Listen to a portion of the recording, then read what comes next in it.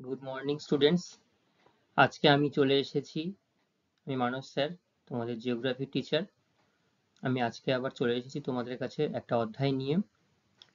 তো শুরুতে আমি তোমাদের কাছে একটু গত দিনের যে পড়াটা পড়িয়েছিলাম, যে বিষয়টা নিয়ে আলোচনা করেছিলাম, সেইটা সম্পর্কে কয়েকটা প্রশ্ন আমি সবাইকে জিজ্ঞাসা করব। দেখি কে কেমন ভাবে তৈরি হয়ে এসেছো। ঠিক আছে? সবাই রেডি তো? সবাই বাড়ি থেকে একটু দেখে এসেছো? Very good. দেখি কে কতটা দেখে এসেছে। যে পারবে রেসপন্স করবে। ঠিক আছে? আচ্ছা, প্রথমেই বলো তো যে ভারতবর্ষের স্বাভাবিক উদ্ভিদ আমরা পড়েছিলাম, তাই তো? এই স্বাভাবিক উদ্ভিদকে কয়টি শ্রেণীতে বিভক্ত করা যায়? অনেকে হাত তুলেছে। আচ্ছা, তুমি বলো। হ্যাঁ, ভেরি গুড। 5টি শ্রেণীতে বিভক্ত করা যায়, তাই তো? আচ্ছা, পর্ণমোচী অরণ্য বলতে কি বোঝো? আচ্ছা, খুব ভালো, খুব ভালো হয়েছে। আচ্ছা, আমি এতক্ষণে যা প্রশ্ন করলাম সবাই বেশ ভালো করে উত্তর দিতে পেরেছো। তো আজকে আমরা স্বাভাবিক উদ্ভিদের পূর্বের ক্লাসে আমরা কটা শ্রেণীবিভাগ জেনেছিলাম বলো? দুটো শ্রেণীবিভাগ জেনেছিলাম। কি কি জেনেছিলাম বলো তো? হ্যাঁ, একটা ছিল চিরহরিত অরণ্য, তাই তো? আর একটা কি ছিল? পর্ণমোচী অরণ্য। Very good. আর কটা আমাদের শ্রেণীবিভাগ আমাদের জানতে বাকি আছে? কটা? 3টে। তাহলে সেই 3টে শ্রেণীবিভাগ, তাদের বৈশিষ্ট্য এবং তাদের ব্যবহার সম্পর্কে আজকে আমরা ধীরে ধীরে জানব। তো আমি ভারতবর্ষের ম্যাপটা প্রথমে দেখিয়েছিলাম, সেটাও রাখলাম।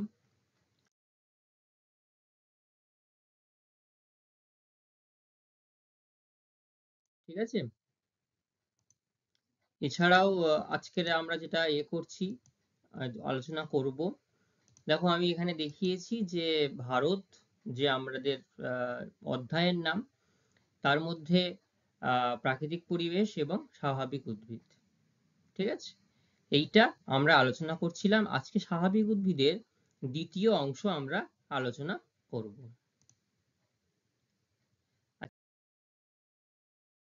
এই যে অংশটা আমি পূর্বের ক্লাসে তোমাদের সামনে আমি দেখিয়েছিলাম, তো আজকে আমি আরেকবার এটা দেখালাম। কেন দেখালাম? কারণ পুরো শ্রেণীবিভাগটা আমরা পূর্বের ক্লাসে আমরা দেখাতে পারিনি, কারণ অনেকটা বড় হয়ে গেলে একই দিনে যদি অনেকটা বেশি বলে দিই, তো তোমাদের ক্ষেত্রে সেটা একটু চাপের বিষয় হয়ে দাঁড়ায়, এতটা বলাও যায় না।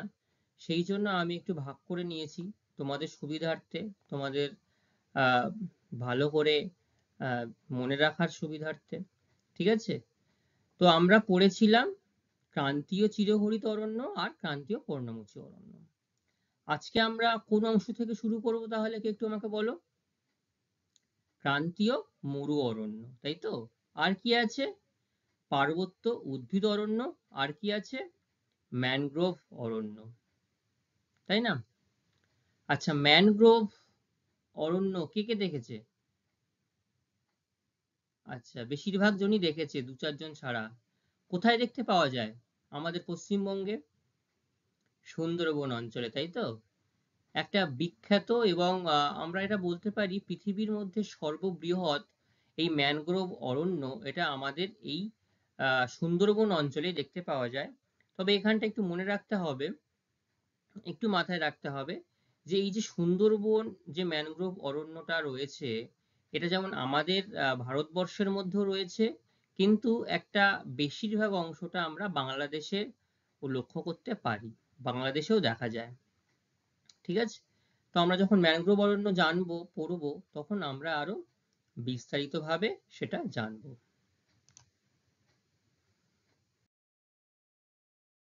তো প্রথমেই দেখো যেটা আছে, সেটা হচ্ছে ক্রান্তীয় মরু অরণ্য। তো মরু কথাটা বললে আমাদের শুরুতে কোন জায়গার কথা মনে আসে? ভারতের ক্ষেত্রে বলো আমাকে, কোন জায়গার কথা মনে আসে শুরুতে আমাদের? ভারতবর্ষের থর মরুভূমি, তাই তো? তো সেইখানটাতে কেন মরু অঞ্চল গড়ে উঠলো? সেখানকার পরিবেশটা কেমন হয়? দেখো, বার্ষিক বৃষ্টিপাতের পরিমাণ মাত্র 25 থেকে 50 সেন্টিমিটার। ঠিক আছে, মানে খুবই কম, বৃষ্টিপাত হয় না বলতে গেলেই চলে। উষ্ণতা কত? উষ্ণতা প্রায় সারা বছর, দিনের বেলার উষ্ণতা প্রায় সারা বছরই সমান থাকে। সেটা 25 ডিগ্রি থেকে 30 ডিগ্রি সেন্টিগ্রেড পর্যন্ত লক্ষ্য করা যায়। আর্দ্রতাও সেখানটায় খুবই কম। ঠিক আছে, সেইখানে এই ধরনের উদ্ভিদ দেখা যায়। অর্থাৎ আমরা এই যে পরিবেশের কথা বললাম, যেখানে যেখানে বা পৃথিবীর যেখানে যেখানে, ভারতবর্ষের যেখানে যেখানে এই রকম পরিবেশ লক্ষ্য করা যায়, সেইখানে ক্রান্তীয় মরু অরণ্য আমরা লক্ষ্য করতে পারি। ঠিক আছে, তো দেখো, আমরা শুরুতেই বললাম মরু অঞ্চল বলতে গেলেই আমাদের শুরুতে নাম মনে আসে রাজস্থানের থর মরুভূমি, যেটা ভারতবর্ষের বৃহত্তম একটা মরুভূমি, তাই তো? আচ্ছা, এই মরুভূমির জাহাজ কাকে বলা হয়, কেউ বলতে পারবে? ভেরি গুড, উটকে বলা হয়। কেন বলো তো উটকে মরুভূমির জাহাজ বলা হয়? হ্যাঁ, কারণ উট হচ্ছে এমন এক প্রাণী, এই প্রাণী কি করে, একসঙ্গে প্রচুর পরিমাণে জল পান করতে পারে। ঠিক আছে, প্রচুর পরিমাণে জল পান করে তারা নির্দিষ্ট ভান্ডার রয়েছে, জলভান্ডার, সেইখানে সে জলটা মানে সঞ্চিত করে জমা রাখতে পারে। দেখা গেল যখন মরু প্রান্তরে কোথাও তো জলের হদিশ পাওয়া যায় না, তো সেই ভান্ডার থেকে সে তার চলার পথের প্রয়োজনীয় জলটা সেইখান থেকে কাজে লাগায়। সেই জন্য এই উটকে মরুভূমির জাহাজ বলা হয়। ঠিক আছে, আর এই মরুভূমি অঞ্চলে আহ মানুষ কিন্তু এখানে আবার অনেক সময় কি বলবো, সে শব্দটা মানে অনেক সময় মরীচিকা দেখে বলতে যায়, বলা যায়। দেখা গেল একটা মরু প্রান্তরে হাঁটছে, দূরে কোথাও একটা নিচু অংশ আছে, সেটা কিন্তু দূর থেকে দেখে মনে হয় সেখানে একটা জলাশয় রয়েছে। মানুষ সেই তার পেছনেই ছুটে যায়, কিন্তু গিয়ে দেখে আলটিমেটলি বা শেষ পর্যন্ত দেখা যায় সেটা কোনো জলাশয়ের অংশ নয়, বা জল সেখানে লক্ষ্য করা যায় না। ঠিক আছে, আচ্ছা, আঞ্চলিক বন্টন হিসাবে কি বলছে, আমি এই ছবিটা আবার দেখিয়েছি তোমাদের বারবার করে, কেননা প্রথমেই শ্রেণীবিভাগের ক্ষেত্রে যদি সবটুকু একবারে বলে দিই, আবার যখন আমি বলবো তখন এটা ঠিক মাথার মধ্যে ঠিক কল্পনা করা যায় না, সেই জন্য আমি প্রত্যেকটা অংশে ছবিটা অ্যাটাচ করেছি। তো দেখো, এবং তোমাদেরও যদি বলা হয়, যেহেতু তোমরা, আমি আগের দিনই বলছিলাম তোমরা মাধ্যমিক স্টুডেন্টস, তো তোমাদেরকে সবকিছুই কিন্তু এই প্রাকৃতিক ভূগোল বলো বা রাজনৈতিক ভূগোল, সবকিছুই কিন্তু চিত্র সহকারে তোমাদেরকে অভ্যাস করতে হবে। ঠিক আছে, যে 5 নম্বরের প্রশ্নগুলো আছে বা 4 নাম্বারের প্রশ্নগুলো আছে, সেখানটাতে যদি আমাদের কোনো একটা নির্দিষ্ট অরণ্যের বন্টন জানতে চায়, তাহলে কিন্তু আমাদের সংক্ষেপে একটা ছোট্ট ভারতবর্ষের ম্যাপ চিত্রায়িত করে সেখানটায় তাই কোন অংশে এই আঞ্চলিক বন্টনটা লক্ষ্য করা যায় সেটা আমাদের দেখিয়ে দিতে হবে। এবং এছাড়াও এগুলো দেখানোর আরো একটা মূল কারণ হচ্ছে তোমাদের কিন্তু 10 মার্কসের ম্যাপ পয়েন্টিং আছে। ঠিক আছে, তো ম্যাপ পয়েন্টিং পরে আমরা খুব মানে ডিটেলসে ভালো করে অনেকগুলো একসাথে প্র্যাকটিস করব, কিন্তু যখন আমরা এই জিনিসগুলো বলবো, সেটা মৃত্তিকা হতে পারে বা স্বাভাবিক উদ্ভিদ হতে পারে, পরবর্তীকালে আমরা যে অধ্যায়গুলো পড়বো সেখান থেকে হতে পারে, যে কোনো শহরের নাম হতে পারে, বিশেষ করে আমরা যে প্রশাসনিক অঞ্চলটা পড়েছিলাম ভারতবর্ষের, সেখান থেকেও অনেক কিন্তু ম্যাপ পয়েন্টিং আসে। তো সেখানটায় তোমাদেরকে চিহ্নিত করতে হয় যে যে শহরটা বা রাজধানীটা কোথায় অবস্থান করছে।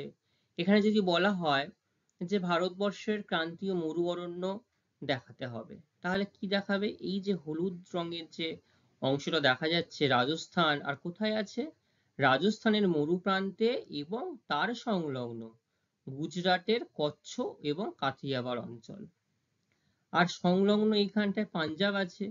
সেই জন্য পাঞ্জাবের এই ছোট ছোট কিছু অংশে, অল্প কিছু জায়গাতে এই তোমার কি বলবো, ক্রান্তীয় মরু অরণ্যের উদ্ভিদ বা অরণ্য লক্ষ্য করা যায়।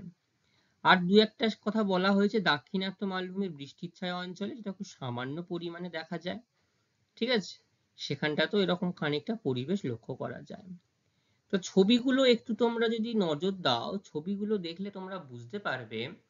দেখো, মরুভূমি মানে বালি শহর, বালি, চারিদিকে বালি শুধু ধুধু করছে, বালি ছাড়া কিছু নেই। এবং এই যে এখানটাতে গাছগুলো দেখতে পাচ্ছ, এই গাছগুলো কিন্তু এখানটাতে প্রচুর সংগ্রাম করে, প্রচুর কষ্টে তারা কিন্তু সেখানে তাদের মানে কি বলবো, তাদেরকে অভিযোজন করে তারা টিকে রয়েছে সেখানটাতে। কেন অভিযোজন করে টিকে রয়েছে সেটা আমি বৈশিষ্ট্য যখন বলবো তখন আমি বলে দিচ্ছি। তো এখানটাতে কিছু আমি যেটা প্রধান প্রধান বৃক্ষ বলতে গেলে ক্রান্তীয় মরু অরণ্যের আমাকে খয়েরের নাম বলতে পারি, বাবলা, বাবলা গাছ কিন্তু আমাদের এখানেও টুকিটাকি দেখা যায়। গ্রামের দিকে যারা গেছে বা থাকে তারা দেখে থাকবে। খেজুর গাছ আশা করি সবাই দেখেছো, খেজুর গাছ, বা খেজুর গাছ না দেখলেও খেজুর যেটা দোকানে কিনতে পাওয়া যায় সেটা দেখেছো। তো আমাদের আমাদের যেটা রাজস্থানে কিন্তু সেই পরিমাণে খেজুর পাওয়া যায় না, গেলে খুব সামান্য পরিমাণে। আচ্ছা, ফণী মনসা গাছ, যেটা মনসা গাছ বলা হয়, আশা করি সবাই দেখেছে সচরাচর। আমি পরের অংশের ছবিগুলো ভালো করে দেখিয়েছি তোমাদেরকে। এখানেও কিছু কিছু দেখো, এই যে হচ্ছে খেজুর গাছ, এই একটা ফণী মনসা গাছ, মাঝখানে একটা বাবলা গাছের ছবি দেখানো হয়েছে। এবং মূলত এইখানটায় কাঁটা ঝোপ জাতীয় উদ্ভিদ হচ্ছে এখানকার প্রধান উদ্ভিদ।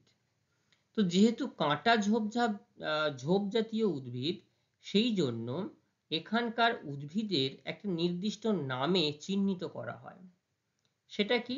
জেরোফাইট বা জাঙ্গাল উদ্ভিদ বলা হয়। কি বলা হয়? জেরোফাইট বা জাঙ্গাল উদ্ভিদ। এই মরু অঞ্চলের যে উদ্ভিদগুলো দেখা যায় তাদেরকে একত্রে জেরোফাইট উদ্ভিদ বলা হয়। বোঝা গেল স্টুডেন্টস? কারোর কোনো বুঝতে অসুবিধা আছে? ঠিক আছে, আচ্ছা, এবারে আমরা এই উদ্ভিদের বৈশিষ্ট্যগুলো একটু জানি, কেমন এই উদ্ভিদটা দেখতে হয়। দেখো, ছবিগুলো তোমরা এখানটায় একটু নজর দাও, আর তার পাশাপাশি বৈশিষ্ট্যগুলো একটু নজর দাও। প্রথমত বলছে ছোট গাছ, স্বাভাবিক, মূলত কাঁটা জাতীয় ছোট ছোট গাছ ছড়িয়ে ছিটিয়ে জন্মায় এবং উদ্ভিদের সংখ্যা খুবই কম। তো মরু অঞ্চল আমরা পূর্বের চিত্রে দেখলাম, প্রায় বালিটা ধুধু করছে চারিদিকে। তার মধ্যে কিছু কিছু জায়গায় বিক্ষিপ্ত ভাবে, এখানে যদি একটা হয়, এখান থেকে 100 মিটার 200 মিটার গিয়ে আরো একটা উদ্ভিদ হয়েছে, আবার 300-400 মিটার গিয়ে 200 মিটার পরে আরো একটা উদ্ভিদ হয়েছে। গাছ হবে ছোট কিন্তু, এবং সেটাও ছড়িয়ে ছিটিয়ে হবে। ঠিক আছে, দেখো প্রথম ছবিটাতেই দেখো ছোট ছোট গাছ এবং কত দূরে দূরে অবস্থান করছে। আমরা যেমন পর্ণমোচী বৃক্ষের অরণ্য দেখেছিলাম উদাহরণ হিসাবে, বা চিরহরিৎ অরণ্য দেখেছিলাম, সেখানে দেখবে শুধু সবুজের প্রান্তর, কিন্তু এখানটায় দেখো ঠিক তার উল্টোটাই হচ্ছে। আচ্ছা, সুগভীর মূল, জলের সন্ধানে মূল সুগভীর ও বহু শাখা প্রশাখা যুক্ত হয়। ঠিক আছে, সচরাচর আমাদের এই অঞ্চলে যে উদ্ভিদগুলো আমরা দেখতে পাই তাদের তুলনায় এই যে মরু অঞ্চলের উদ্ভিদগুলোর মূল কিন্তু মাটির অনেক গভীরে প্রবেশ করতে পারে এবং প্রবেশ করে, এবং তাদের মূলের শাখা প্রশাখার সংখ্যাও কিন্তু অনেক বেশি হয়। তোমরা ছবিটা দেখো, ছবিটা দেখলে তোমরা বুঝতে পারবে। প্রথমে একটা ছবি দেখানো হয়েছে, একটা খেজুর গাছের ছবি দেখানো হয়েছে। দেখো তার মূলটা মাটির নিচে কত গভীরে প্রবেশ করেছে। কেন অত গভীরে প্রবেশ করছে? গভীরে প্রবেশ করার মূল কারণ হচ্ছে জলের অনুসন্ধান। মরু অঞ্চলে কি সহজে জল পাওয়া যায়? যায় না। তাহলে দেখো এই যে শিকড়গুলো, তারা কি ভাবছে, আমি আরো গভীরে যাব তাহলে জল পাবো, আরো গভীরে যাব তাহলে জল পাবো। এইভাবে সন্ধান করতে করতে করতে করতে গাছের শিকড়গুলো অনেকটাই গভীর হয়ে গেছে, অনেকটা নিচে তারা চলে গেছে। এখানে যে ছবিটা দেখানো হয়েছে, ছবিটার মাধ্যমে মোটামুটি একটা দেখাচ্ছে প্রায় 5 মিটার পর্যন্ত এই মরু অঞ্চলের উদ্ভিদের শিকড় কিন্তু মাটির নিচে প্রবেশ করতে পারে। এবং প্রত্যেকটা মূলের যে শিকড় দেখো, প্রত্যেকটা শিকড় দেখো কতটা তারা শাখা প্রশাখা যুক্ত হয়েছে। আমাদের এখানে যেমন ডালপালা কাণ্ডের শাখা প্রশাখা দেখতে পাই, এখানে দেখো শিকড়ের শাখা প্রশাখা আমরা দেখতে পাচ্ছি। ঠিক আছে, তাহলে তারা কিন্তু যথেষ্ট, এই যে গাছগুলো বেঁচে রয়েছে মরু অঞ্চলে, তারা কিন্তু যথেষ্ট সংগ্রাম করে, অভিযোজন করে নিজেদেরকে সেইভাবে তারা সেখানে বাঁচিয়ে রেখেছে, এই রুক্ষ শুষ্ক পরিবেশের মধ্যে তারা বাঁচিয়ে রেখেছে। আচ্ছা, এরপরে আমি একটা বাবলা গাছের ছবি দেখিয়েছি এখানটাতে। ঠিক আছে, কাণ্ড এবং বৈশিষ্ট্যটার মধ্যে আমরা আবার আসি। কি বলছে, কাণ্ড কাঁটাযুক্ত হয়, সবুজ রসালো, পুরু ছাল দ্বারা আবৃত, জল সংরক্ষণ করে। ঠিক আছে, কাণ্ডগুলো কেমন দেখো, আমি হচ্ছে ফণিমনসা গাছ বা এটা হচ্ছে তোমার কাঁটা জাতীয় উদ্ভিদ বলা হয়। এই কাণ্ড দেখো কাঁটাযুক্ত হয়ে গেছে এবং সবুজ হচ্ছে, রসালো হচ্ছে এবং পুরু ছাল দ্বারা আবৃত হচ্ছে এবং জল সংরক্ষণ করে। যেহেতু মোটা হয়ে আছে তো তার মধ্যে জল সংরক্ষণ করে তারা রাখতে পারে। ঠিক আছে, আচ্ছা, এবার হচ্ছে পাতা, এটা একটা অন্যতম বৈশিষ্ট্য এই জেরোফাইট উদ্ভিদ বা মরু অঞ্চলের উদ্ভিদের। কি সেটা বৈশিষ্ট্যটা, এখানকার পাতাগুলো ছোট ছোট পাতায় না হয়ে এবং সংখ্যায় কম এবং সেগুলো কাঁটায় রূপান্তরিত হয়েছে। আচ্ছা, কেউ আমাকে বলতে পারবে বা আগে কোনোদিন শুনেছো কেন মরু অঞ্চলের উদ্ভিদের পাতার পরিবর্তে তারা কাঁটায় রূপান্তরিত হয়েছে? আমাদের এখানকার উদ্ভিদ যে পাতাগুলো থাকে, যে পাতাগুলো কি করে, বাষ্পমোচন করে, তাই তো? তারা একটা পাতা থেকে কিছু নির্দিষ্ট পরিমাণ জল তারা বাতাসে ছেড়ে দেয়, তাই তো? তো মরু অঞ্চলের যে উদ্ভিদ তারা এত সংগ্রাম করে, এত কষ্ট করে, দেখো মাটির কত গভীরে শিকড় গিয়েছে, সে যে জল তারা গ্রহণ করছে বা যে জল তারা সেখান থেকে সংগ্রহ করছে, সেই জল যদি পাতার মাধ্যমে বাষ্পীভূত হয়ে যায় তাহলে তাদের সংগ্রামটা কি হবে? তাদের সংগ্রামটা বৃথা হয়ে যাবে। যে এত কষ্ট করে যখন জল তারা শিকড়ের দ্বারা সংগ্রহ করতে পারছে, সেই জল যদি পাতার মধ্যে দিয়ে আবার বাষ্পীভূত হয়ে যায় তাহলে তাদের সম্পূর্ণ নষ্ট সেটা। তো ধীরে ধীরে তারা অভিযোজিত হয়ে কি হলো, অভিযোজিত হয়ে হয়ে এই পাতাগুলো কাঁটায় রূপান্তরিত হয়েছে। কাঁটায় রূপান্তরিত হলে কি সুবিধা হলো? ভেরি গুড, কাঁটায় রূপান্তরিত হওয়ার ফলে যখন পাতা থাকলো না তাহলে তাদের বাষ্পমোচন করতে হলো না। বাষ্পমোচন না করার জন্য কি হচ্ছে, যে পরিমাণ জলটা তারা সংগ্রহ করছিল শিকড়ের দ্বারা, সব জলটুকুই তারা সঞ্চয় করে রাখতে পারছে। বহুদিন ধরে ওই জল দিয়েই গাছ তার যে প্রয়োজনীয় কার্যকলাপ সেটা তারা সম্পন্ন করতে পারছে। এবং যদি পাতাও হয়, সেই পাতার সংখ্যা খুবই ছোট ছোট হবে, যা বোঝা যাবে না। দেখো এই যে পাতাটা বাবলা গাছে যদি বলি আমরা, দেখো বাবলা গাছের পাতাগুলো একদম খুব ছোট ছোট, ক্ষুদ্র ক্ষুদ্র, তাই না? আচ্ছা, এই অবধি বোঝা গেল যে মরু অঞ্চলের উদ্ভিদ তারা কোথায় হয়, কোথায় হয় বললাম, বেশিরভাগ মরু প্রান্তরে, মরুভূমি অঞ্চলে। ভারতবর্ষে কোথায় দেখতে পাওয়া যায়? রাজস্থানে দেখতে পাওয়া যায় এবং গুজরাটের কিছু অংশ আর পাঞ্জাবের কিছু অংশ দেখতে পাওয়া যায়, তাই তো? বৈশিষ্ট্য কি কি বললাম? 4টি বৈশিষ্ট্য আমি বলেছি এখানে। 1 নম্বর হবে ছোট গাছ, গাছগুলো দেখতে অনেকটা ছোট হবে। সুগভীর মূল, মাটির অনেক গভীরে মূল প্রবেশ করে জল সংগ্রহ করার জন্য এবং তার সঙ্গে শাখা প্রশাখা যুক্ত হয়। কাণ্ড কাঁটাযুক্ত, সবুজ রসালো হয় এবং পুরু ছাল দ্বারা আবৃত থাকে। পাতা, পাতার সংখ্যা যথেষ্ট কম এবং পাতাগুলো সব কিসে পরিণত হয়েছে? কাঁটায় রূপান্তরিত হয়েছে। মনে থাকবে 4টি পয়েন্ট? আচ্ছা, এবার এই মরু অরণ্যের ব্যবহার সম্পর্কে আমরা জানব। এখানকার ব্যবহার বলতে গেলে আমাদের খুব উল্লেখযোগ্য ব্যবহার আমরা বলতে পারি না, তবে যেটুকু ব্যবহার আমরা পাই সেটা আমরা এখানে উল্লেখ করেছি। সেটা হচ্ছে পশু খাদ্য। এই যে এই অঞ্চলে ছোট্ট ছোট্ট ঘাস জন্মায় বা এখানকার যে গবাদি পশু রয়েছে এই মরু অন্তর বা মরু অরণ্য পার্শ্ববর্তী অঞ্চলে, এই ছোট ছোট ঘাস স্থানীয় গবাদি পশুর উৎকৃষ্ট খাদ্যরূপে তারা ব্যবহার করে বা এখানে তারা চারণভূমি তারা গড়ে তোলে। ঠিক আছে? আচ্ছা, এখানকার একটা প্রধান বৃক্ষ আমি বলেছিলাম সেটা হচ্ছে খেজুর গাছ।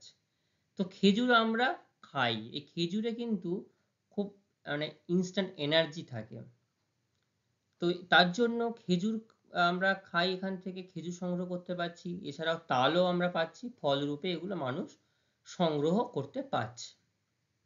ওষুধ কি আছে এখান থেকে? এই যে আমি ক্যাকটাস দিয়েছি, দেখো ক্যাকটাসের এখান থেকে এই রসালো কাণ্ড থেকে ভেষজ ওষুধ তৈরি করা হয়। ঠিক আছে? জ্বালানি, বাবলা এবং তিসিরা গাছের কাঠ জ্বালানি রূপে ব্যবহৃত হয়। কারণ এখানে যে প্রজাতির গাছ বা যে ধরনের গাছ দেখা যায় বা লক্ষ্য করা যায়, সেগুলো থেকে সহজে এখানে আসবাবপত্র বা মানুষের অন্যান্য যে প্রয়োজনীয় যে কাঠ ব্যবহার করা যায়, সেখানে মরু অঞ্চলের উদ্ভিদের কাঠ দিয়ে সেটা কিন্তু পূরণ করা যাবে না বা যায় না। সেই জন্য জ্বালানি হিসাবে মূলত এটা ব্যবহার করা যায়। তাহলে আমাদের এই মরু ব্যবহার করার সাথে সাথে ক্রান্তীয় মরু অরণ্য আমরা এই অংশটা শেষ করলাম। এরপরে আমাদের কি আছে? এরপরে আছে আমাদের পার্বত্য উদ্ভিদ অরণ্য। সে পার্বত্য উদ্ভিদ অরণ্য কথাটার মধ্যে কি আছে? কথাটার মধ্যেই পর্বত উল্লেখ আছে, তাই তো? তো পর্বত উল্লেখ আছে মানে পর্বত কোথায় কোথায় দেখতে পাওয়া যায় একটু কেউ আমাকে একটু বলো। সিকিম, দার্জিলিং, তাই তো? তারপরে ওদিকে তোমার নাগাল্যান্ড, মণিপুর, আর একদম উত্তরে লাদাখ, জম্মু কাশ্মীর, তাই তো? দেখো তোমরাই সব কিন্তু বলতে পারলে, তাই না? পর্বত এইখানে দেখা যায়। তাহলে এই যে পর্বত অঞ্চল বা পার্বত্য অঞ্চল, এইখানেই কিন্তু এই পার্বত্য উদ্ভিদ অরণ্য পার্বত্য উদ্ভিদ অরণ্য আমরা দেখতে পাই।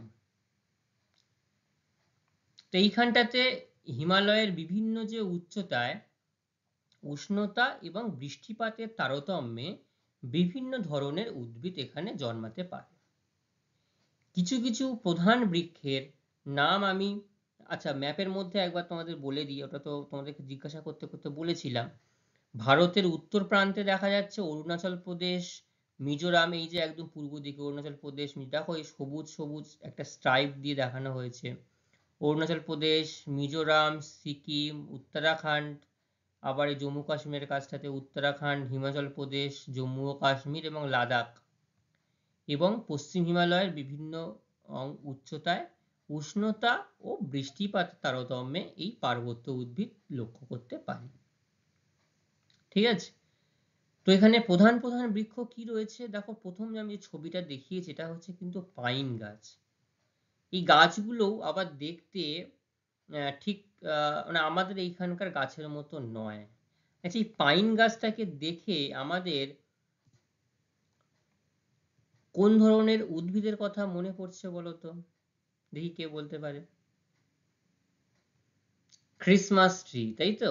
আমরা যখন 25শে ডিসেম্বর একটা খ্রিস্টানদের একটা উৎসব আমরাও পালন করি, তো তখন এই গাছটাকে আমরা ক্রিসমাস ট্রি নামে জানি, এবং তখন এই গাছের ছবিটা আমাদের একটু পরিচিত হয়, সামনে আসে। তাই তো? ঠিক বললাম না ভুল বললাম? আচ্ছা, প্রধান বৃক্ষ হিসাবে পাইন গাছ দেখতে পাই, যেটাকে সরলবর্গীয় গাছের মধ্যে একটা অন্যতম গাছ পাইন গাছ। দেবদারু দেখা যায় কিছু কিছু অংশে, oak, birch, maple, fir, cedars, spruce এছাড়াও জুনিপার, লার্চ, রোডোডেনড্রন, ম্যাগনোলিয়া প্রভৃতি উদ্ভিদগুলো এই পার্বত্য অরণ্যে লক্ষ্য করা যায়। ঠিক আছে। আচ্ছা, এইখানটা দেখো, পার্বত্য এই যে উদ্ভিদ, এই পার্বত্য উদ্ভিদের কয়েকটা ভাগে বিভক্ত করা যায়। কি হিসাবে তাদেরকে বিভক্ত করা যাচ্ছে? বিভিন্ন অংশে দেখা গেল বিভিন্ন উষ্ণতা যেমন লক্ষ্য করা যায়, উচ্চতা লক্ষ্য করা যায় এবং বৃষ্টিপাতের তারতম্য লক্ষ্য করা যায়। তো এই যে জলবায়ুর তারতম্যের জন্য, জলবায়ুর সব জায়গায় তো সমান জলবায়ু লক্ষ্য করা যায় না, তো জলবায়ুর তারতম্যের জন্যই এইরকম বিভিন্ন ধরনের উদ্ভিদ আমরা লক্ষ্য করতে পারি। ঠিক আছে। তো কয়েকটা ভাগ বলতে 6টি ভাগ আছে। দেখো, যখন এই ভাগগুলো বলবো একটু ছবিটার দিকে তোমরা তাকাবে, তাহলে তোমাদের সামনে পুরো পরিষ্কার ব্যাপারটা হয়ে যাবে। ছবিটা একটু ফার্স্টে বলি আমি। এই ছবিটার মধ্যে একটা পাহাড়ের চিত্র প্রথমে অঙ্কন করা হয়েছে। ঠিক আছে। পাহাড়ের চিত্র অঙ্কন করে সেইখানটাতে বিভিন্ন উচ্চতাকে নির্দিষ্ট করে দেওয়া হয়েছে। প্রথমে দেখো, 1000 মিটার উচ্চতায় একটা দেখানো হয়েছে, সেখানটায় যে অরণ্য লক্ষ্য করা যায় চিরহরিৎ অরণ্য। 2000 মিটার উচ্চতায় যখন আরেকটু উচ্চতা বেড়ে গেল, তখন সেই অরণ্যের নাম কি হলো? পাইন অরণ্য। আবার যখন 3000 মিটার চলে গেল, তখন সেটার নাম হয়ে গেল মিশ্র অরণ্য।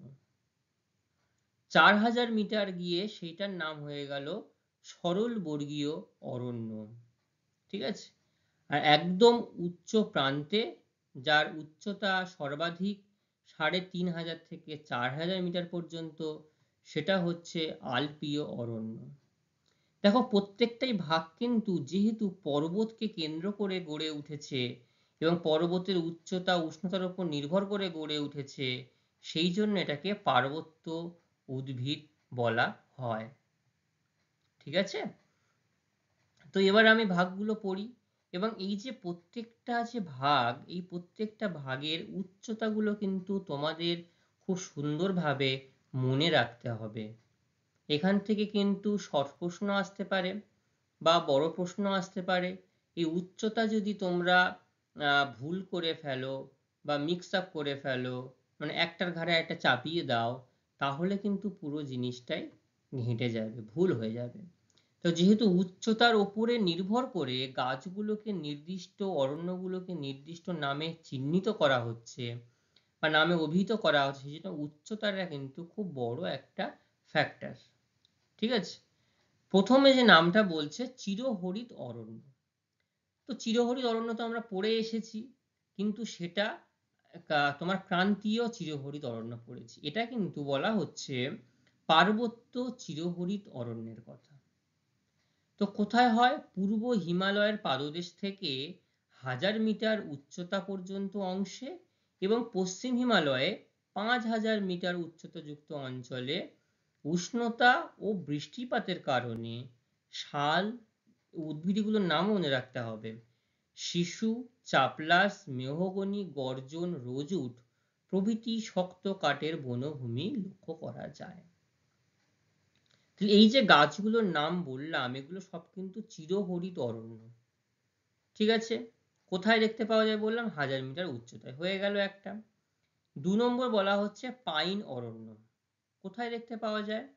পূর্ব ও পশ্চিম হিমালয়ের 1000 থেকে 2000 মিটার উচ্চতায় বিক্ষিপ্তভাবে এই পাইন অরণ্য লক্ষ্য করা যায়। ঠিক আছে। এবার 3 নম্বরে যাই, পর্ণমোচী বৃক্ষের অরণ্য। দেখো, আমরাও কিন্তু আমাদের ক্রান্তীয় পর্ণমোচী অরণ্য পড়েছিলাম, এটা হচ্ছে পার্বত্য অঞ্চলের পর্ণমোচী বৃক্ষ। কত দূর থেকে কত দূর থাকে? 1000 মিটার থেকে 2500 মিটার উচ্চতায়, এবং পশ্চিম হিমালয়ে 500 থেকে 200 মিটার উচ্চতায়। কি কি গাছ দেখা যাচ্ছে? দেবদারু, poplar, oak, maple, walnut, birch প্রভৃতি বৃক্ষের বনভূমি দেখা যায়। কটা হলো তাহলে? 3টি। কি কি বললাম? চিরহরিৎ অরণ্য বললাম, পাইন অরণ্য বললাম, আর বললাম পর্ণমোচী বৃক্ষের অরণ্য। তাই তো? আচ্ছা, এরপরে চতুর্থ যে ভাগটি রয়েছে সেটা হচ্ছে মিশ্র অরণ্য। এর উচ্চতা কত হবে মিশ্র অরণ্যের? 1000 মিটার থেকে 3000 মিটার উচ্চতা পর্যন্ত হবে। ঠিক আছে? আর পশ্চিম হিমালয়ে হবে 1500 থেকে 2500 মিটার উচ্চতায়। এখানকার উদ্ভিদ কি কি লক্ষ্য করা যায়? ইউক্যালিপটাস, ওক, আয়রনউড, পাইন, স্প্রুস, নাতিশীতোষ্ণ বিভিন্ন পর্ণমোচী এবং নাতিশীতোষ্ণ চিরহরিৎ। তাহলে এখানটাতে চিরহরিৎ বৃক্ষ এবং পর্ণমোচী বৃক্ষ অর্থাৎ পার্বত্য অঞ্চলের দু ধরনের উদ্ভিদই এখানে দেখা যায় বলে এটাকে মিশ্র অরণ্য নামে চিহ্নিত করা হচ্ছে। ঠিক আছে? এবার সরল বর্গীয় অরণ্য। কত উচ্চতা দেখা যাচ্ছে? 3000 থেকে 4000 মিটার উচ্চতায় পশ্চিম হিমালয়ে, 2000 থেকে 4000 মিটার উচ্চতায় পাইন, দেবদারু, ফার, স্প্রুস, উইলো। উইলো গাছটার নাম একটু মনে রাখো, আমি পরে এর একটা বিশেষ বৈশিষ্ট্য তোমাদেরকে বলবো। এলম ইত্যাদি উদ্ভিদ এই অঞ্চলে দেখতে পাওয়া যায়। সরল বর্গীয় অরণ্য। এই সরল বর্গীয় অরণ্যের গাছের যে অংশগুলো খুবই নরম প্রকৃতির হয় এবং এইখান থেকে কাগজ তৈরির মূল উপাদান কিন্তু বলা যায় এই সরলবর্গীয় অরণ্যকে। ঠিক আছে? আচ্ছা, এরপর হচ্ছে আলপীয় অরণ্য। সব থেকে হিমালয় পর্বতের উচ্চ প্রান্ত অংশে মানে উচ্চ অংশে 3500 থেকে 4500 মিটার উচ্চতায় যেখানে বছরে 3 থেকে 4 মাস বরফে ঢাকা থাকে। 3 থেকে 4 মাস যদি বরফে ঢাকা থাকে তাহলে বরফ ছাড়া কত সময় থাকবে? বাকি 8 মাস। যে সময় বরফ মুক্ত থাকে তখন সেখানে জুনিপার, রোডোডেনড্রন, নাক্স ভূমিকা, লার্চ এবং কিছু তৃণ ও গুল্ম জাতীয় উদ্ভিদ লক্ষ্য করা যায়। ঠিক আছে? তাহলে বোঝা গেল পার্বত্য উদ্ভিদের 6টি ভাগ। এইগুলো কিন্তু ক্রান্তীয় অরণ্যের সাথে গুলিয়ে ফেললে হবে না। এটা পার্বত্য, ওটা ক্রান্তীয়, এবং এখানে উচ্চতাটাকে নির্দিষ্ট করে বললে আমাদের সব সমস্যা মিটে যাবে। ঠিক আছে?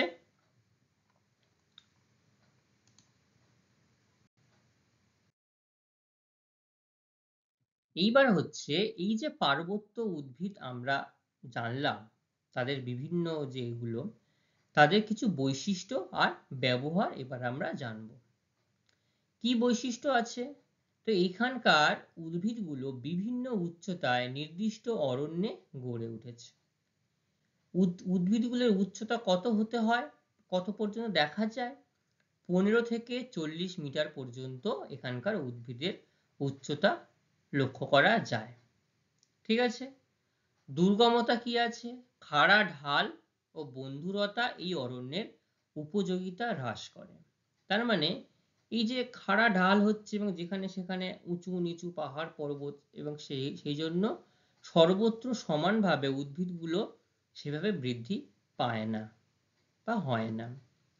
আকৃতি কেমন হবে? গাছের পাতায় যাতে বরফ না জমতে পারে, যেহেতু পার্বত্য অঞ্চলের উদ্ভিদ আর ঠান্ডার না আমাদের এখান থেকে ঠান্ডার পরিমাণ বা তুষারপাতের পরিমাণ সেখানে বেশি, সেই জন্য কি হচ্ছে এই গাছের পাতাতে বরফ না পড়ে, সেই জন্য এখানকার গাছের পাতাগুলি শঙ্কু আকৃতির হয়। শঙ্কু আকৃতি কেমন? আচ্ছা, কলা গাছের মোচা দেখেছো? দেখেছো কেমন হয়? শঙ্কু আকৃতির। আচ্ছা, বিয়ে করতে যায় যে বরের টোপর দেখেছো? দেখেছো ওপর থেকে কেমন হয়? একদম সরু হয়ে নিচের দিকটা চওড়া হয়ে গেছে। তাহলে দেখো এই যে পাইন গাছটা, দেখো পাইন গাছটা কি এই বরের টোপর বা মোচার সঙ্গে একটু হলেও মিল খাচ্ছে? খাচ্ছে। কেন এরকম আকৃতি হলো? যেহেতু বরফ পড়ে, বরফ পড়লে কি হবে? বরফটা পাতায় বেশি জমবে না, ধীরে ধীরে ধীরে ধীরে চারিদিক দিয়ে নিচে পড়ে যাবে, সেই জন্য তাদের আকৃতি এরকম হয়েছে। ঠিক আছে? আচ্ছা, এই গেল এই অঞ্চলের উদ্ভিদের বৈশিষ্ট্য। ব্যবহার কি কি আছে? ব্যবহার আছে এখানটাতে কিছু কিছু তোমার যাযাবর উপজাতি যারা আছে তারা এইখানকার ছোট ছোট গুল্ম জাতীয় লতা পাতা আছে সেইখানকার পাতাগুলো খাইয়ে পশুপালন করে। এটা 1 নম্বর একটা ব্যবহার। কাগজ ও বোর্ড উৎপাদন। এই যে বললাম সরলবর্গীয় উদ্ভিদ এখানকার নরম কাঠ সারা বিশ্বে বিখ্যাত। ঠিক আছে, এই মণ্ড থেকেই সরলবর্গীয় গাছের মণ্ড থেকে সব থেকে উৎকৃষ্ট মানের কাগজ এবং কার্ডবোর্ড তৈরি করা যায়, উৎপাদন করা যায়।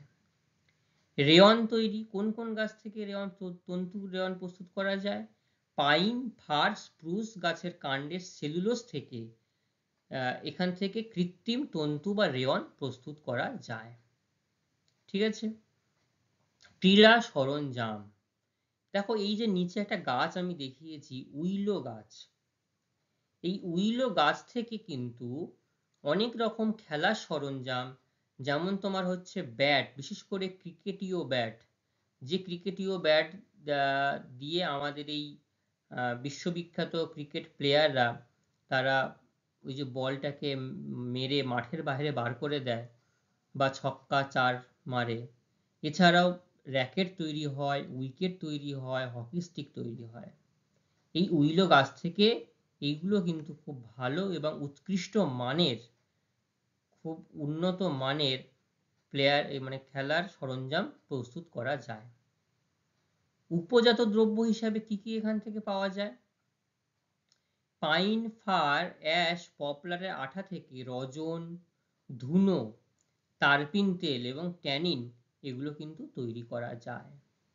ঠিক আছে, পাশে এটা দেখেছি, এটা হচ্ছে তোমার পাইন গাছের ফল। ঠিক আছে, আর নির্মাণ কাজ, গৃহ, আসবাবপত্র এবং জাহাজ নির্মাণে শিশু, পাইন, শাল প্রভৃতি গাছ কিন্তু ব্যবহার করা যায়।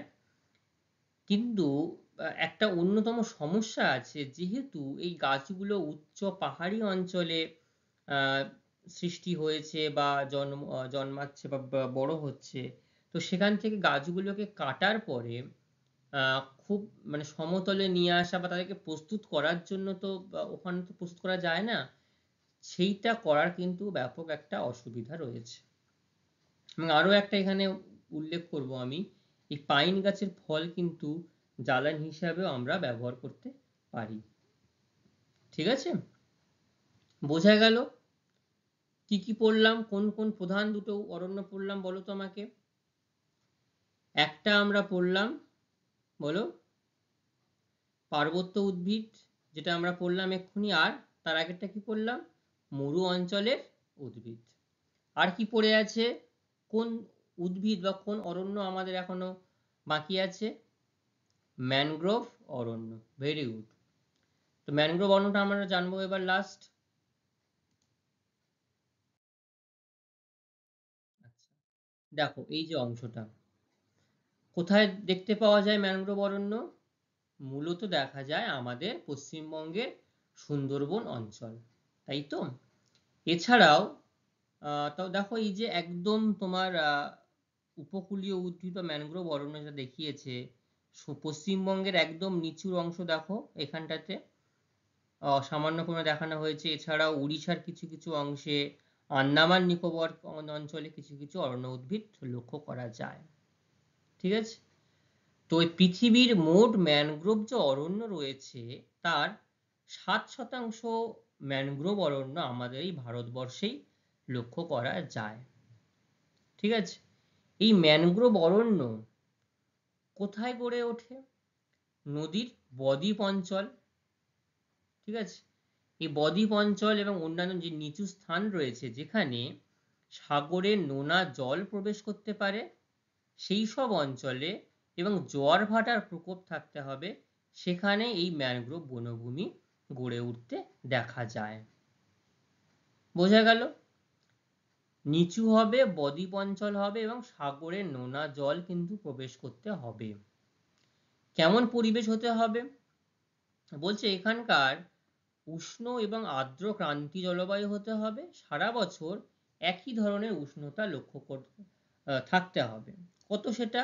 27 ডিগ্রি সেন্টিগ্রেডের আশেপাশে, সে 2-1 ডিগ্রি কম বেশি হতে পারে। উষ্ণতার প্রসর 5°C, অর্থাৎ যদি শীতকালে যদি হয় সেটা খুব বেশি হলে দেখা গেল 23° কিংবা 22°, তার নিচে খুব একটা দেখা যাবে না। ঠিক আছে, গড় বার্ষিক বৃষ্টিপাত কত হবে?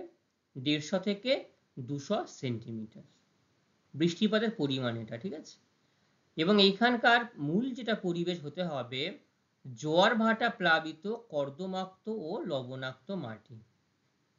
কি বললাম? জোয়ার ভাটা প্লাবিত কর্দমাক্ত ও লবণাক্ত মাটি।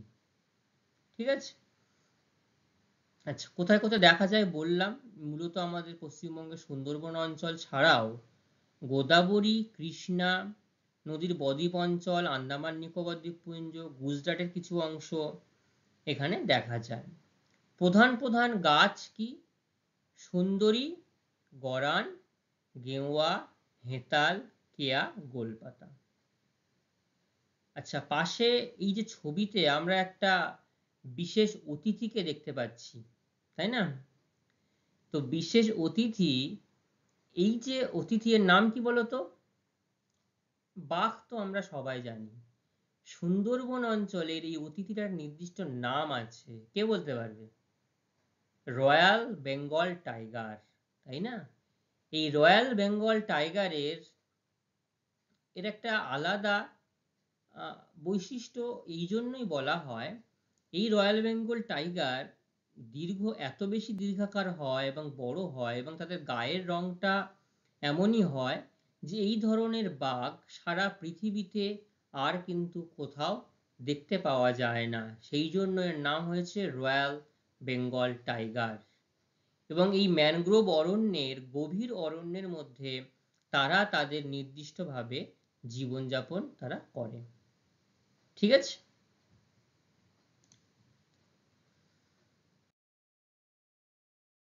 কি কি বৈশিষ্ট্য আছে?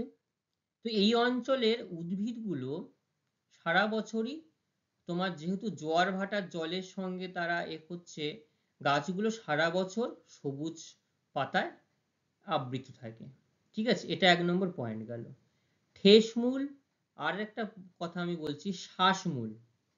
এই ঠেসমূল আর শ্বাসমূল এই ম্যানগ্রোভ অরণ্যের একটা অন্যতম বিশেষ বৈশিষ্ট্য, এটা কিন্তু অন্য কোনো উদ্ভিদের দেখা যায় না। ঠেস মানে কি?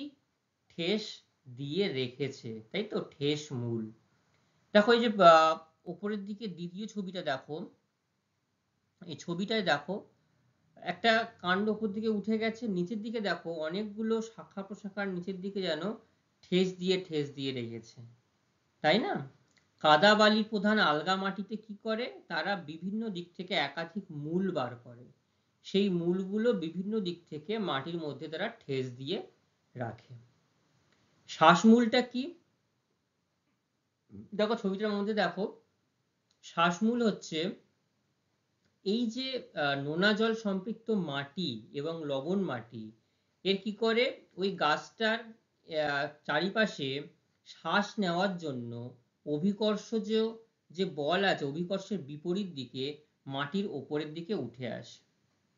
ঠিক আছে, দেখতে খুঁটির মতো হয় এবং তোমার ছিদ্রযুক্ত ছুঁচালো হয়, এদেরকে শ্বাসমূল বলা হয়। এদের দ্বারাই মূলত ওই নির্দিষ্ট উদ্ভিদটা সে বাতাস থেকে শ্বাস নিচ্ছে বা কার্বন ডাই অক্সাইড গ্রহণ করছে। ঠিক আছে, আচ্ছা এই ধরনের উদ্ভিদের আরো একটা প্রধান বৈশিষ্ট্য আছে, জরায়ুজ অঙ্কুরোদ্গম।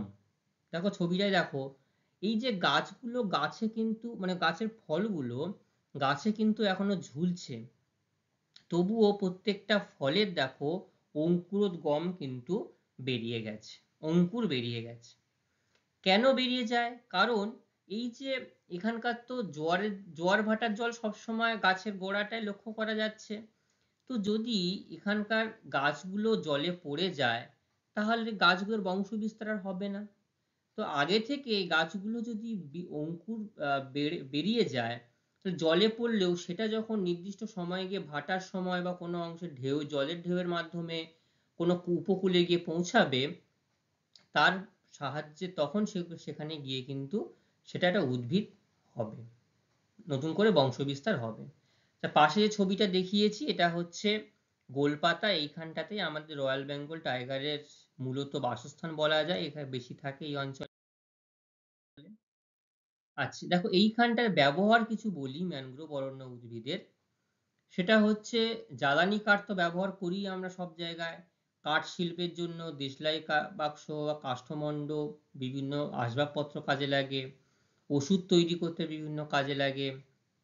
এখানকার প্রধান একটা যেটা সেটা হচ্ছে এই গাছগুলোতে মধু সংগ্রহ করা যায়, কারণ ম্যানগ্রোভ অরণ্যে প্রচুর ফুল থাকে, সেই ফুল থেকে মৌমাছিরা তাদের ফুলের নির্যাস সংগ্রহ করে এখানে মৌচাক করে। দেখো এই মধু সংগ্রহ করার একটা বিশেষ পদ্ধতি রয়েছে, মুখোশটা পেছনের দিকে করে মধু সংগ্রহ করা হচ্ছে এরকম ভাবে, ধোঁয়া দিয়ে মৌমাছিগুলোকে তাড়িয়ে দিয়ে চাকটা কেটে নিয়ে সেখান থেকে মধু সংগ্রহ করা হয়। তো আজকের ক্লাস আমাদের এই পর্যন্তই থাকবে। যে এখান থেকে যে গুরুত্বপূর্ণ প্রশ্নগুলি আমি তোমাদের সামনে রেখেছি সেই প্রশ্নগুলো তোমরা একটু সবাই নোট ডাউন করে নেবে, সেগুলো তোমরা বাড়ি থেকে ভালো করে দেখে আসবে। পরের দিন আমি এখান থেকে তোমাদেরকে প্রশ্ন জিজ্ঞাসা করব, ঠিক আছে? তো আজকের ক্লাস আমাদের এখানেই সমাপ্ত। পরবর্তী ক্লাসে আবার আমাদের দেখা হবে পরবর্তী অংশ নিয়ে। সবাইকে ধন্যবাদ।